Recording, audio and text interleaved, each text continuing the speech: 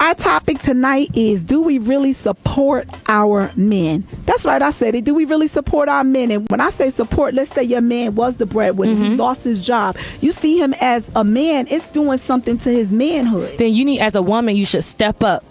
Step up how? Step up, and I mean, it's an equal when you're married, because I'm thinking about marriage. So it's equal when you're married, when you're living together. You step up and you pay the bills. You step up and you go do the errands. You do whatever you need to make him feel comfortable, supporting him. Okay. It's not just a financial thing either. You have to build up his self-esteem also. Exactly. Encouraging him.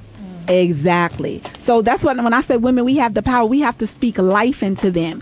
Another thing, I mean, you have to, there's businesses out there that aren't made yet. So allow them to know that, okay, baby, maybe you should go open your own business. Remember that that you love kids. Maybe go start a little league baseball team. Encourage them to get up on their own.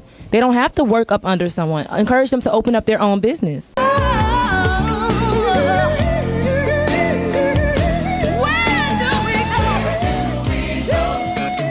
Listening to Living Life on Purpose with Lala here on WGIV 103.3.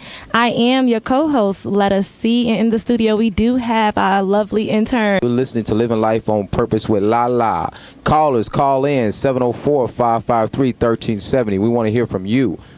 When we come back out, we're gonna definitely have a special guest, Dr. Edwards from Miami. Like that, not missing out on that money. It sounds like I'm in the wrong business. I need to sign up today. How you doing, Dr. Edwards? This is Letta. How are you doing? Hi, wonderful. How are you? I'm doing well. Now, in your book, you do highlight the 10 steps. I want to know, within the 10 steps, what is the most common step that people tend to overlook that holds a lot of weight?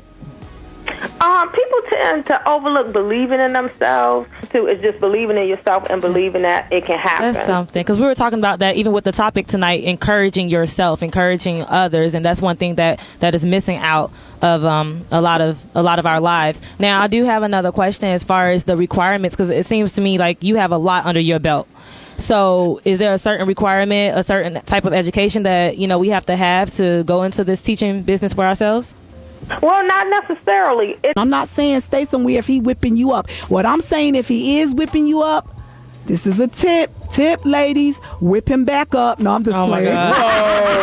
No, I'm glad you mentioned the whole, identifying before, because you shouldn't be in a relationship in the first place. If you see these things before you actually be in a committed relationship, that's why you date. People just jump into relationships. Date and see how he is, and if you see the signs and you don't want to deal with it, then keep it moving. Okay, unless the female is okay with that, just like the lady that called in earlier that made 6 figures. I mean, she may be okay. I took care of you. Whatever you want to follow your dreams, you want to go back to school, then baby, I got you. Whatever you need. Supportive. Be more emotionally supportive. We are talking about men. I mean relationships that's going to build into something, not just no boyfriend, girlfriend, girl. I mean some men where you see where your relationship is going, not someone that's just playing games with you. Exactly. And got people on the side. So we need to make that clear. It's not a game. Like, you want to, we females, we want that commitment. Exactly. And ask him, what's your 5-year plan? What's your 3-year plan? Thank you. And that's okay. Make sure he has that plan written down on paper so that you'll know how to assist him.